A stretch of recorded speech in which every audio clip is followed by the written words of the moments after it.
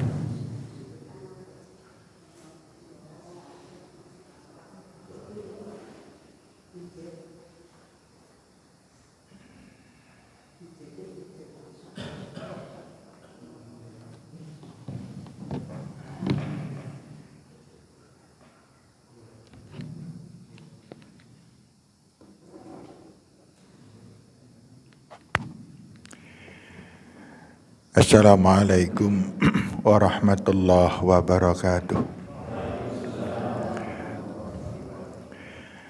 Alhamdulillahil qail a'udzu billahi minasyaitonir rajim. Innal insana khuliqa halu'a idza massahu syarru jazu'a wa idza massahul khairu manu'a illal musallina alladzina hum ala salatihim daimun walladzina ala amwalihim haqqum ma'lum lis-sa'ili wal mahrum. Assalatu wassalamu ala rasulil mursalin Muhammadin sallallahu alaihi wasallam wa ala alihi wa sahbihi wa man tabi'a sunnatahu ila yaumil qiyamah. Rabbi shrah li sadri wa yassir li amri wahlul 'uqdatam min lisani yafqahu qawli wa ba'd. Bapak Ibu yang saya hormati, jamaah rahimakumullah, kita mensyukuri kenikmatan Allah. Kita selalu siap untuk bertahan dan bersabar dengan kesulitan apapun, karena di samping kemudahan pasti kesulitan, dan setelah kesulitan pasti kemudahan. Wa inna ma'al usri yusra, wa inna ma'al usri yusra. Segala sesuatu itu pasti ada ujiannya, dan semua hidup, seluruh rangkaian hidup adalah ujian dari Allah Subhanahu wa Ta'ala. Alladzi khalaqal mauta wal hayata liyabluwakum ayyukum ahsanu amala wa huwal azizul ghafur. Allah yang menciptakan mati dan hidup. Allah yang menciptakan segala sesuatu. Wa ma umiru illa liya'budullaha mukhlishina lahuddin. Allah tidak pernah memerintahkan kepada kita, apapun perintahnya tidak ada kecuali satu, yaitu semua aktivitas hidup kita adalah untuk beribadah kepada Allah mukhlisina lahuddin, dengan mengorek, mengusik hati kita, ikhlaskah kita ketika melakukan perbuatan kebaikan. Sehingga bapak-bapak dan ibu-ibu, ini judul kajian kita ini saya selingkan sebentar saja, yaitu surat Al-Hasyr ayat 18, surat 59 ayat 18, di mana Allah Subhanahu wa taala berfirman, A'udzubillahi minasyaitonir rajim, ya ayyuhalladzina amanuttaqullah wal tanzur nafsun ma qaddamat liqad. Wahai orang-orang yang beriman, wahai orang-orang yang beriman. Ini yang merasa terpanggil hanya orang yang beriman. Yang tidak beriman tidak memperhatikan. Apakah panjenengan semuanya beriman? Tidak usah dijawab. Gitu. Wis cetok. Apa perintahnya? Ittaqullah. Bertakwalah kepada Allah. Kondisi takwa yang bagaimana? Yang selalu wal tangdzur nafsun ma qaddamat liqad, yaitu selalu menengok ke belakang, melihat kekurangan kesalahan kita, kemudian menengok ke depan untuk diperbaiki. Apakah bapak-bapak, ibu-ibu banyak kesalahan? Pol. Ya, jawabannya kalau kali ini tegas. Pol akeh. Kenapa kok kita banyak kesalahan? Namanya juga manusia. Al-insan. Al-insan mahalul khata'. Manusia itu tempatnya salah. Wan nisyan, dan lupa. Itu kita ini ahli semuanya. Ahli apa? Ahli berbuat salah. Dan yang kedua, ahli lupa. Ya. Habis pengajian pulang glendengi maning gitu. Itu lupa itu. Ya. Habis pengajian ngapusi meneh, tukaran meneh karo garwane. Gitu, galak meneh karo putrane, dan seterusnya. Itulah kelupaan manusia. Nih. Nah, bapak-bapak, ibu-ibu yang saya hormati, ini sudah hadir semuanya ya. Saya mau mulai soalnya. Mulai apa? Mulai cerita. Pada suatu hari, ini cerita dari Anas bin Malik, seorang sahabat Rasul. Pada waktu itu Rasulullah SAW sedang berkumpul dengan para sahabat menunggu sholat. Kemudian Rasulullah SAW bersabda, sebentar lagi akan datang ahli surga. Sebentar lagi akan datang seorang ahli surga. Semua orang menengok di mana ditunjuk oleh Nabi.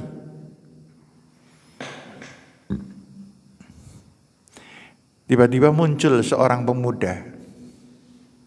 Dibilang ganteng? Enggak ganteng belas. Dengan panjenengan ganteng pemuda ini sih.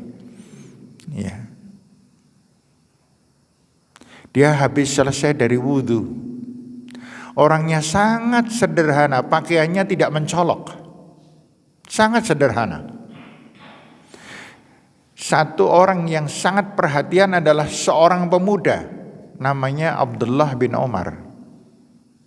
Memperhatikan terus, ini calon surga.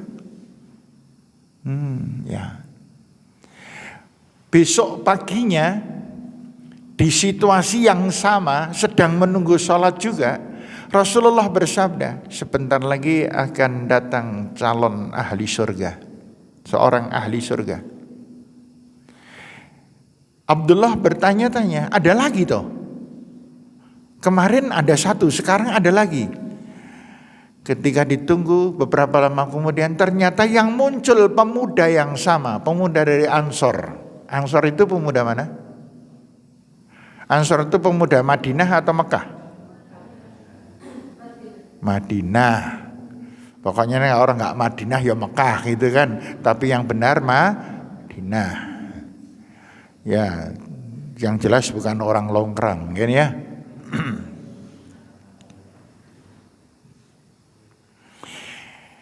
Abdullah semakin heran. 2 kali orang ini dikatakan sebagai ahli surga. Pada esok harinya di suasana yang sama, Rasulullah SAW bersabda lagi, sebentar lagi akan datang seorang ahli surga. Semakin melotot mata Abdullah, siapa lagi ini? Diperhatikan, ternyata pemuda itu lagi. Abdullah, ya namanya orang muda kan kepo. Iya. Ya. Sampai di pengajian seringkali nggak memperhatikan karena kepo dengan HP-nya gitu. Deloki HP wae. Gitu. Mentang-mentang HP nggak mahal deloki wae gitu. Ini kita pengajiannya santai aja loh ini.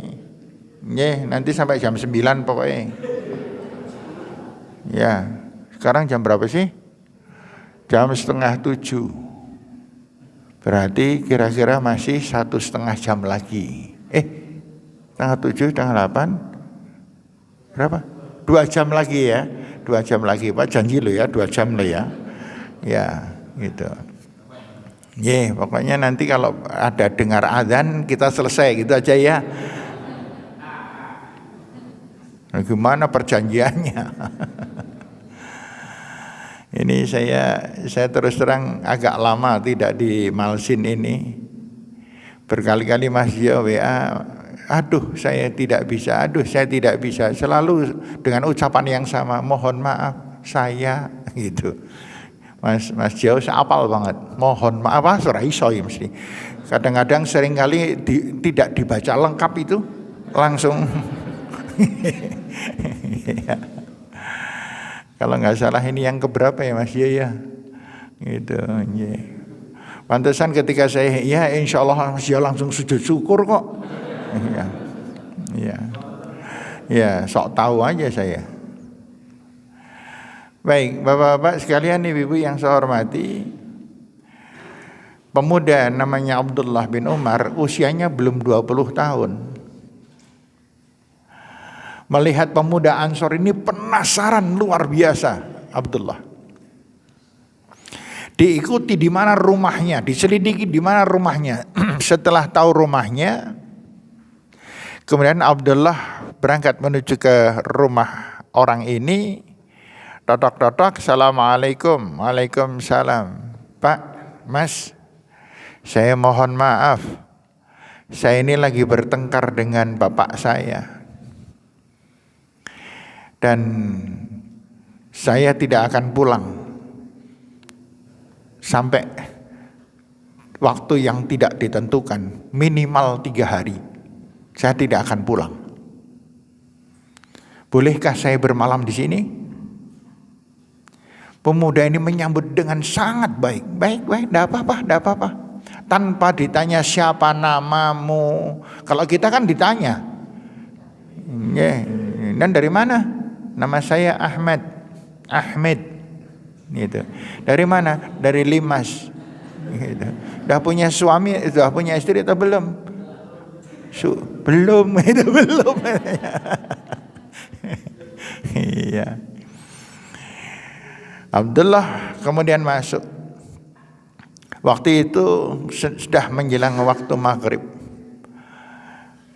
Diamati orang ini. Apa ibadahnya? Bagaimana cara beribadah? Kok sampai-sampainya Rasulullah SAW menjamin orang ini masuk surga. Bahkan sampai 3 kali. Padahal yang namanya Abdullah itu orang yang sangat cerdas, ahli agama, hafal Al-Quran, ibadahnya sangat bagus. Belum pernah Rasulullah mengatakan kamu calon surga. Belum pernah mengatakan macam itu kepada Abdullah. Lah kok ini orang terkenal tidak gitu. Yeah. Ansor lagi. Ansor itu kan gini, perbedaan orang Ansor dan orang Muhajirin itu imannya rata-rata lebih kuat dari orang Muhajirin. Karena pernah melihat perjuangan Nabi secara langsung di Mekah. Kalau orang Ansor masuk Islam itu kan hanya mendengar dakwahnya dari para sahabat. Orang Muhajirin dakwahnya dari Rasulullah SAW langsung. Maka kekuatan imannya lebih bagus orang Muhajirin.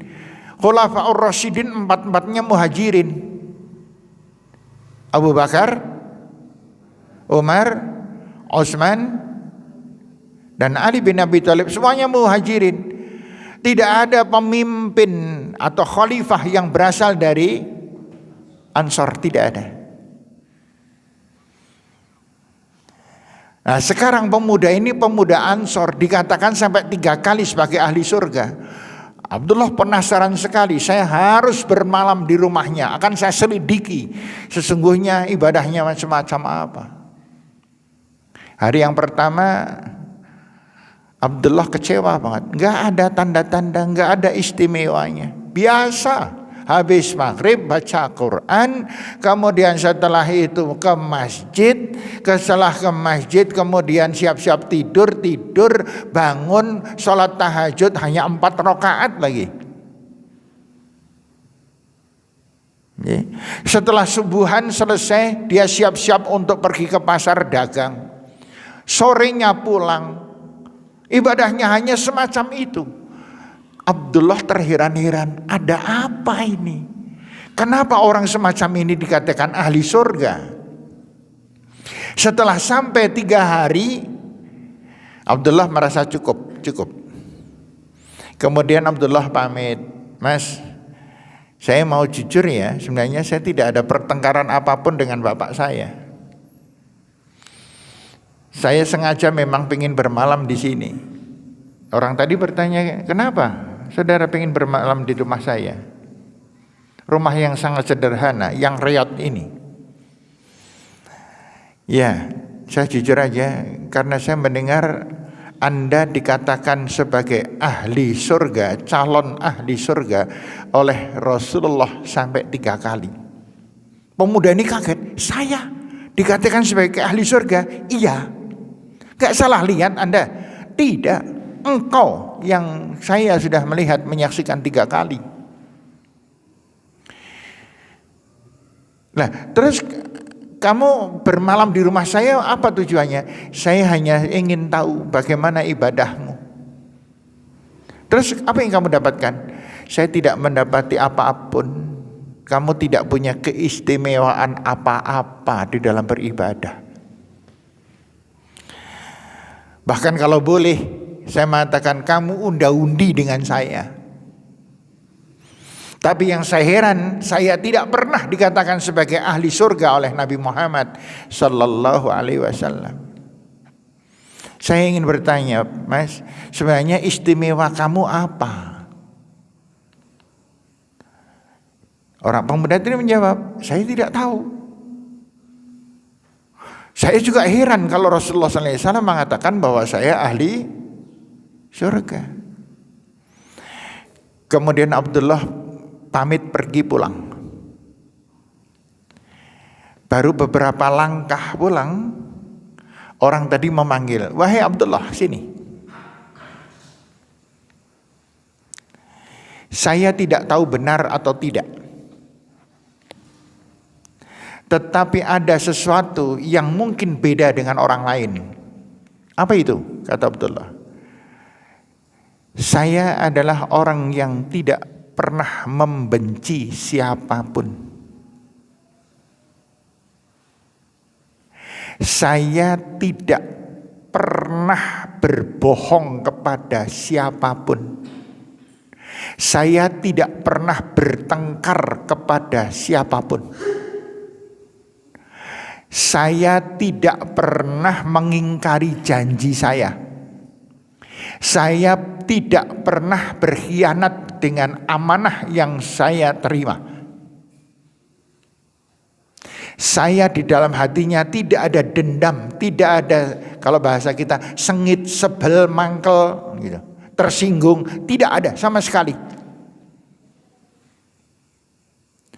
Abdullah manggut-manggut, oh ini perbedaan saya dengan kamu. Kalau kamu mengatakan tidak pernah membenci, tidak pernah sengit, tidak pernah bermusuhan, tidak pernah bertengkar, saya sholat, tapi beberapa kali saya sebel dengan orang. Saya sholat, tetapi saya beberapa kali sengit dengan orang. Saya sholat, tetapi saya sering membenci orang. Saya sholat, tetapi saya pernah bermusuhan dengan orang. Saudara, terima kasih. Engkau telah memberikan pelajaran yang berharga kepadaku. Kemudian orang itu pergi. Nah, pertanyaannya sekarang buat kita, ini semuanya kesindir loh. Ada yang masih suka sengit dengan orang? Bapak-bapak penjenengan masih suka mangkal dengan orang? Masih suka tersinggung? Nek dinyek mangkal enggak? Dah.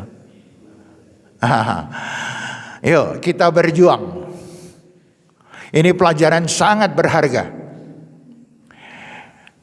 Bahasanya ibadah enggak usah tekun-tekun, asal hati ini bersih. Ini hadis ini mengatakan begitu. Asal hati tidak usah sengit dengan orang lain, dendam dengan orang lain, netral dengan orang lain. Kalau memberi tidak usah dibeda-bedakan. Makanya Rasulullah SAW pernah bersabda, ini berat ini, yang tiga ini berat. Salasun, tiga hal.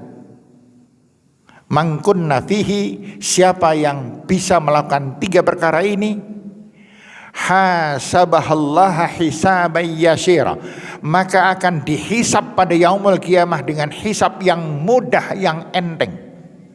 Wa adkhalahul jannah, dan dimasukkan ke dalam surga. Ada tiga. Satu, tu'ti man haramak,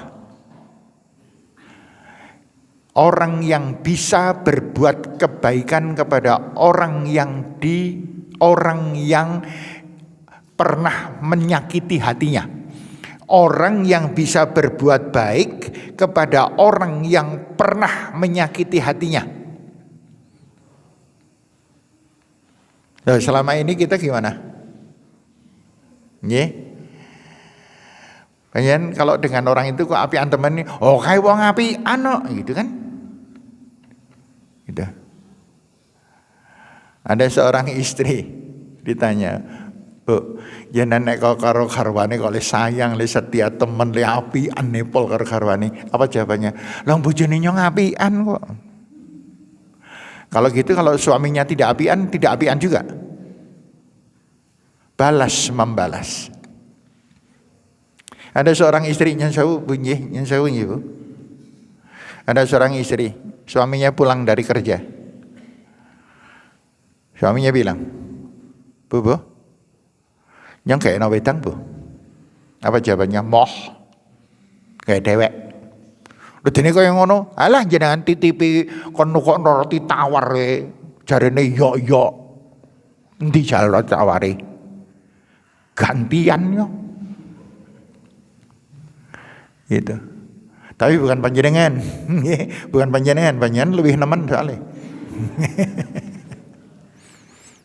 Ya.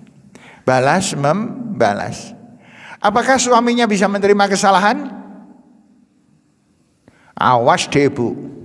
Gantian malah di ultimatum, awas deh, Bu. Gitu. Ya memang seperti tadi pagi saya mengatakan, Bapak-bapak, ada wanita sering sekali berbuat salah. Tapi nek disalahno, dikritik, ngeyel pol. Wangel banget disalahke. Tahu siapa? Istri panjenengan. Iya. Ibu-ibu, ada seorang laki-laki sering sekali berbuat salah. Sering sekali mangkelno. Tapi nek disalahno, loh pinter matlis bersilat lidah. Oh, maksudnya ora kaya ngono, Bu. Ngomong segala macam cara. Nah, pokoknya. Siapa itu? Suami panjenengan. Ada istri saya loh. Berarti termasuk saya kan? Iya, termasuk saya. Saya sering kok. Habis pakai sarung, copot sarung, ngelampruk di kasur, saya udah pakai celana. Nggih. Di awal-awalnya istri saya bilang, Pak, mbok ngagem opo lebok dilempit dhisik. Gitu. Lama-kelamaan mungkin bosen ya, wong saya terus-terusan gitu. Lama-kelamaan mbok nang ngagem sarung ki karo dilempit ning karo nglempit sarung gitu. Iya. Sekarang saya gitu diam aja. Tapi lama-lama saya tahu, iya ini harusnya istri saya ngelek ke saya.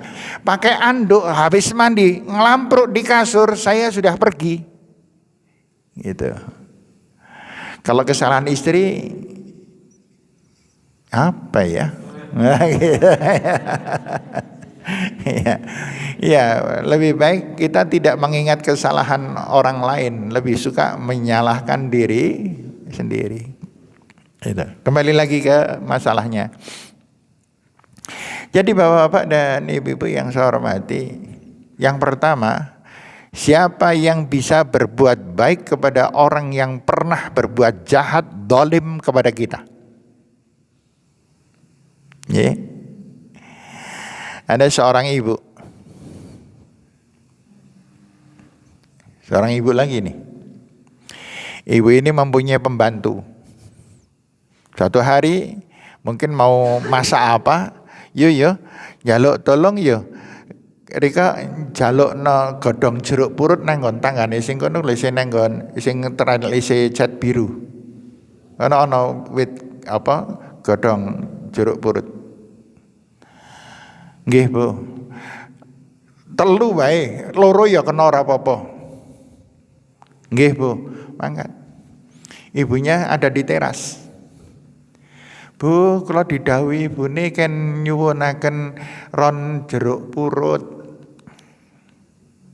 Apa jawabannya? Aja yo, kuwi nembe wae tukul, padahal sudah rimbun begitu. Si pembantu bilang, mung kalih ron kok, Bu. Ya rong godhong pahya jenenge godhong. Daturna ya karo ibune ya. Aja di ora pareng ora pareng apek godhong jeruk purut ngene ya. Si pembantu sewot, ih wong kambedit dilipol. Wit jeruk purut semono gedene jaluke rong godhong pe ora entuk. Pulang. Disampaikan dengan pecucu. Terus ibunya bilang, ya ora apa-apa. Sing jenenge njaluk ki ana werna loro, mesti jawabane diwehi apa ditolak. Wis ora apa-apa. Seminggu kemudian si ibu yang punya pembantu ini di belakang rumah ada pohon pisang sudah tua ditebang. Pisang Ambon. Bagus banget. Kemudian nyuruh pembantunya, yo kowe ana 8 rib kan, sing rib pertama disisakan, karo rib ke-7 ke-8 disisakan, rib ke-2 3 4 5 6 berapa? 2 3 4 5 6 dibageke nang tangga teparo. Kae njuk kertas kresek kono. Mengko dibageke nang bukuwe kuwe kono terus kono. Nah, wis pas 5. Si pembantu bilang, "Bu, mboten lepat nggih, Bu." Lah priki? Dene sing mriku disukani, Bu. Lah kenapa? Lah niku lek sing riyen dijaluki dhuwit godhong jeruk purut kalih mon mboten angsal. Gre disukani. Ibunya menjawab, "Yo, nek mung bisa nggawe apik karo wong sing apik, iku biasa banget.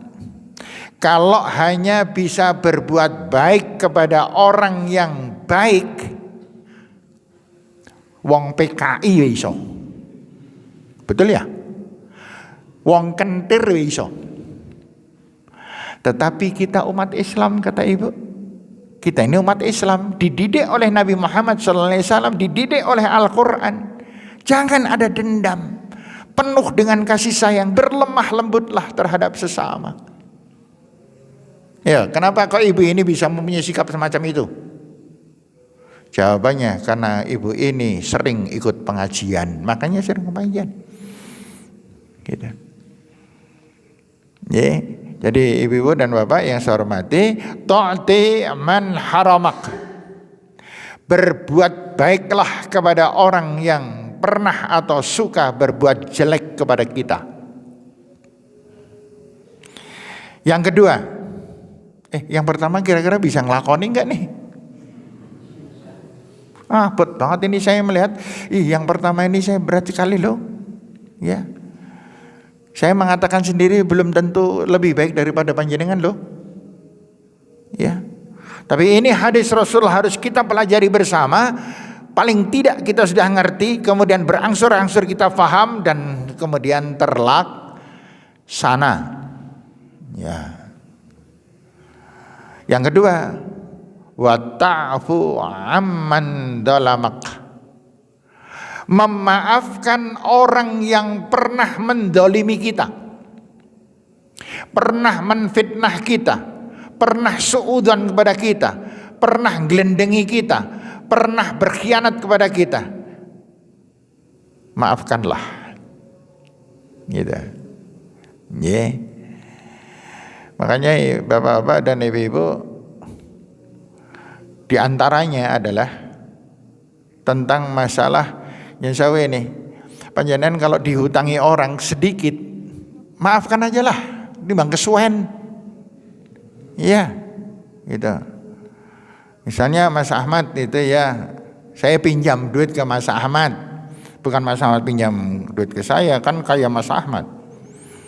Saya pinjam duit ke Mas Ahmad, 100.000.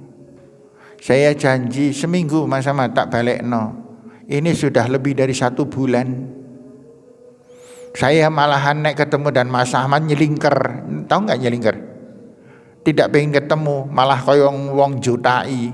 Biasanya kan begitu. Iya. Nah, Mas Ahmad paham. Wah, ini saya bisa putus silaturahim ini.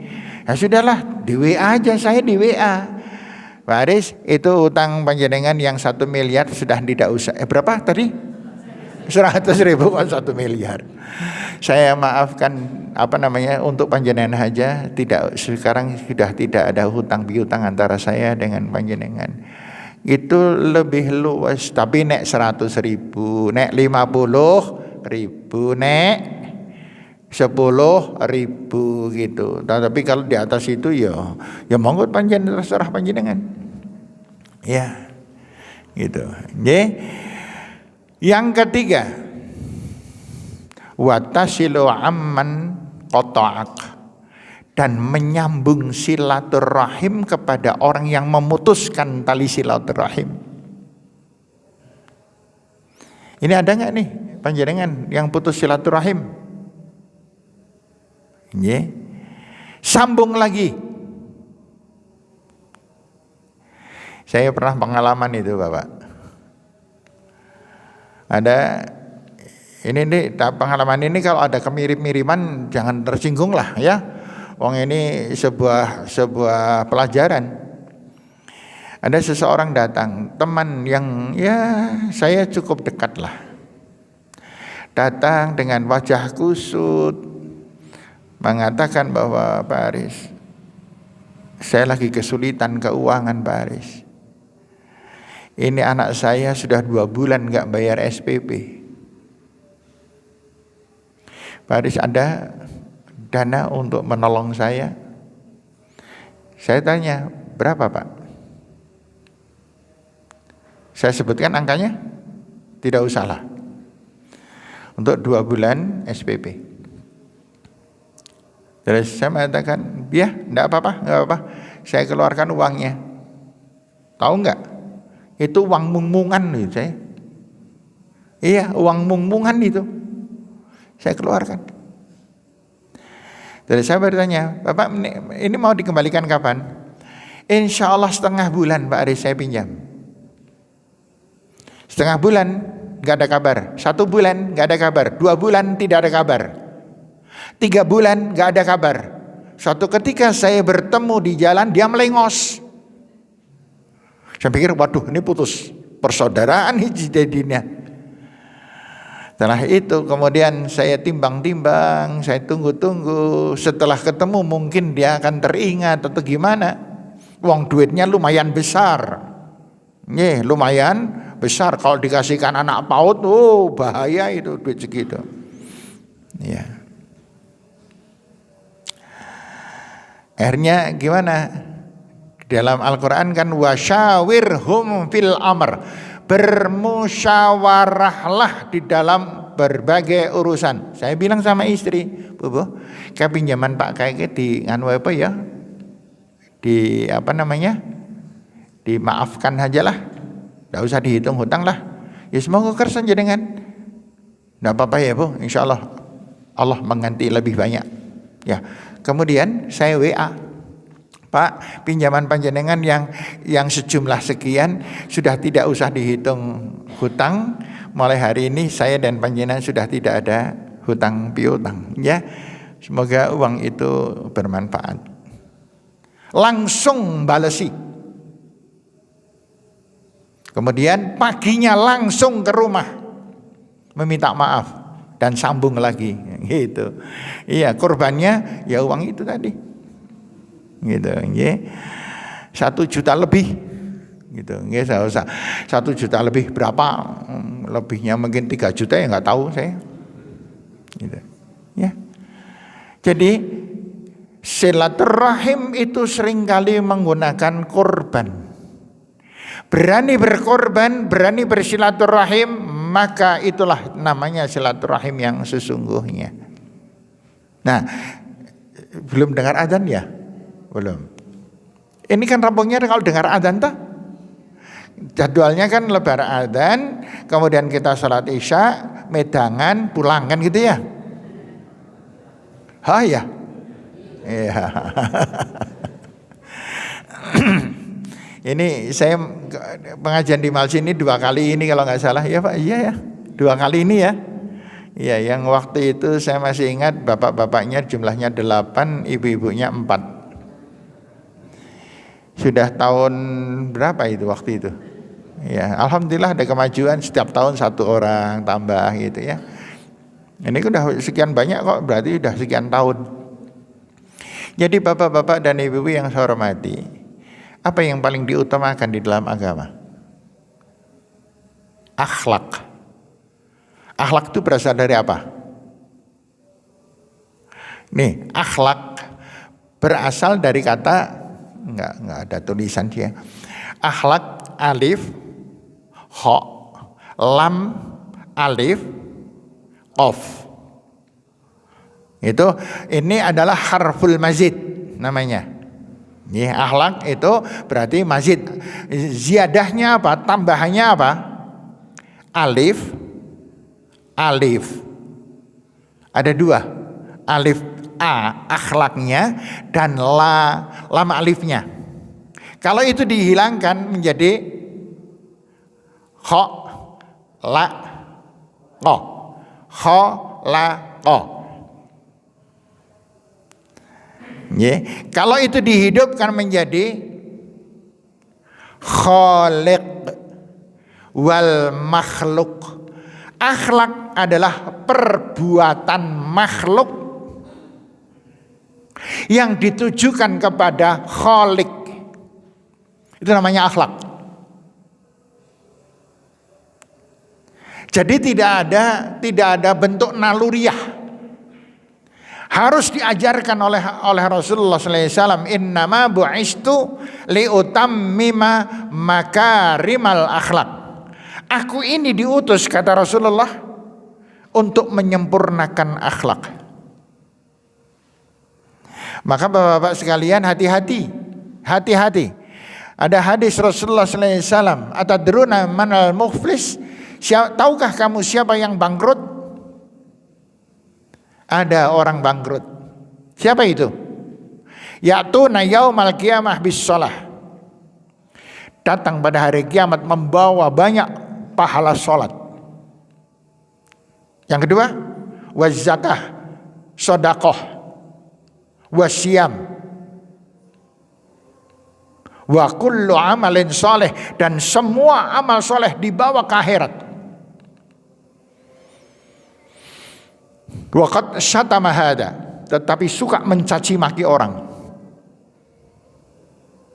Wa qadzafa dama hada, dan pernah menumpahkan darah, artinya pernah menfitnah. Tukang gelendengi, tukang mencaci maki, tukang menfitnah, tukang dengki, benci, dendam. Maka Rasulullah SAW mengatakan, sayati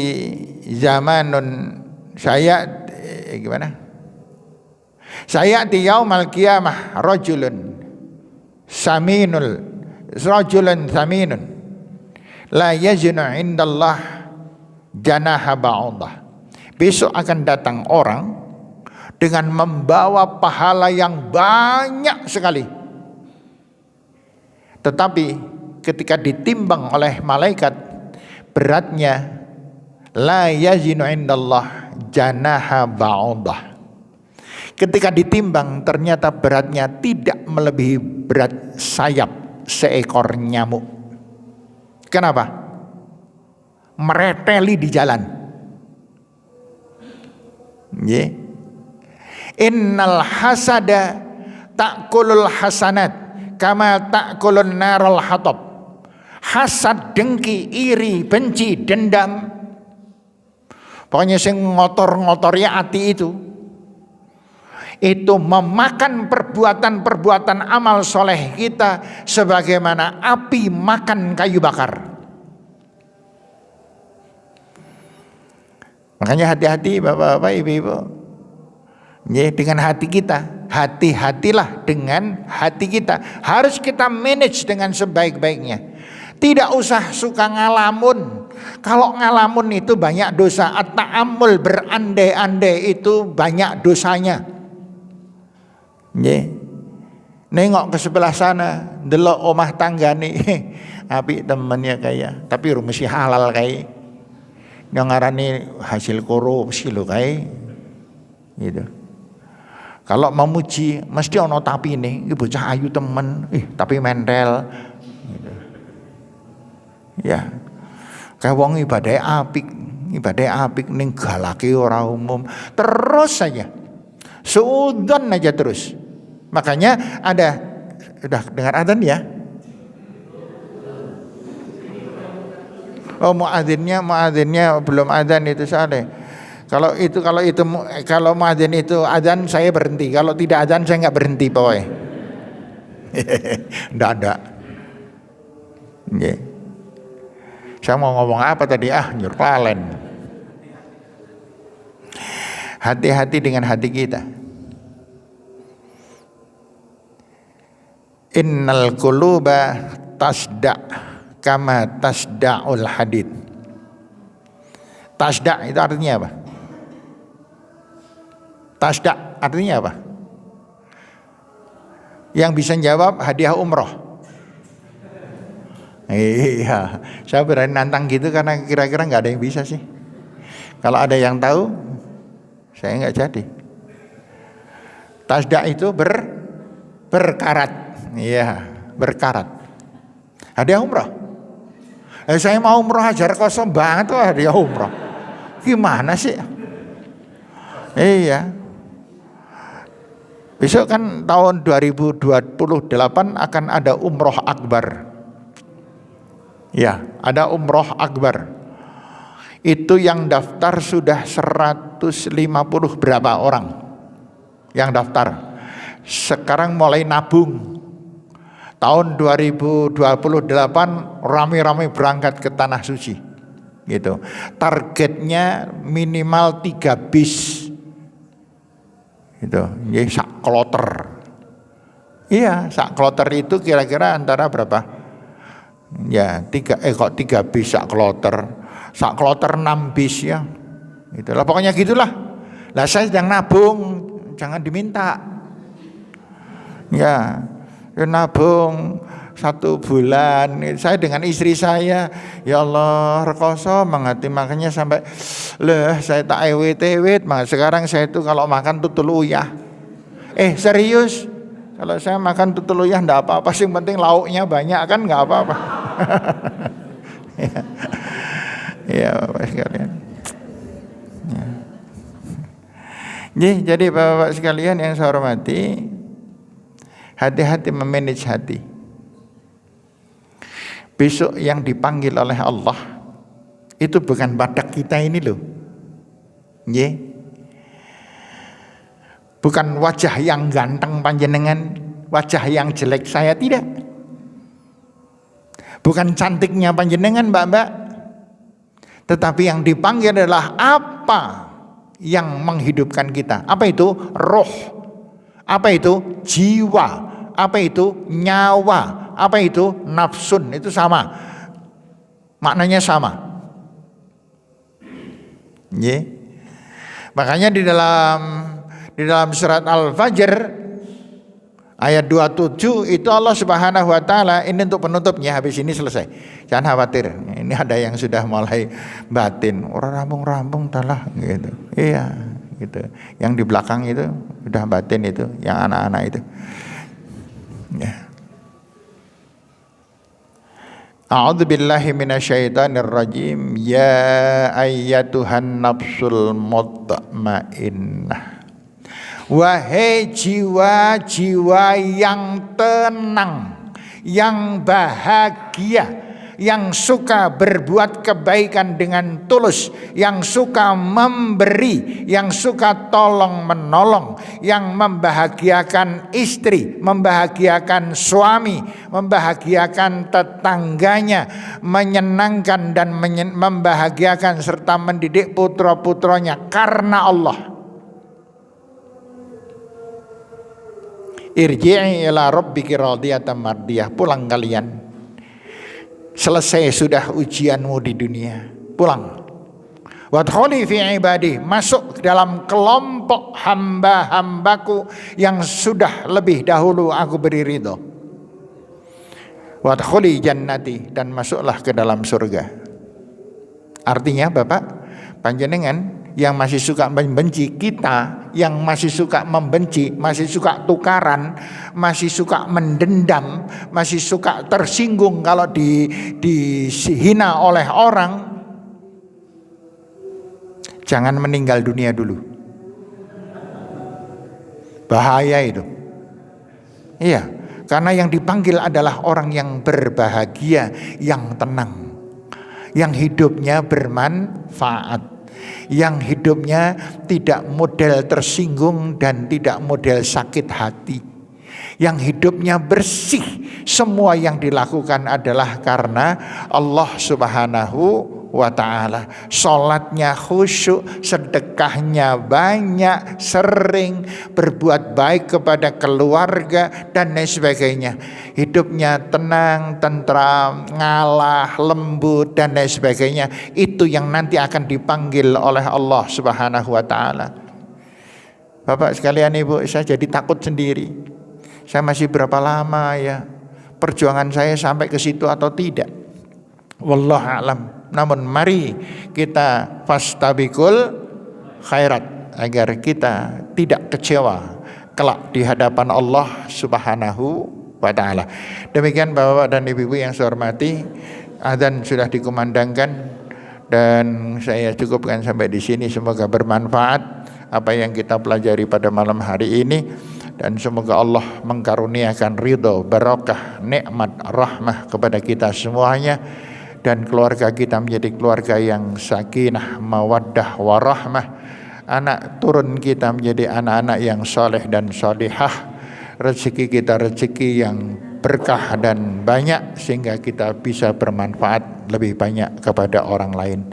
Ada salah mohon maaf, nasrun minallah. Assalamualaikum warahmatullahi wabarakatuh.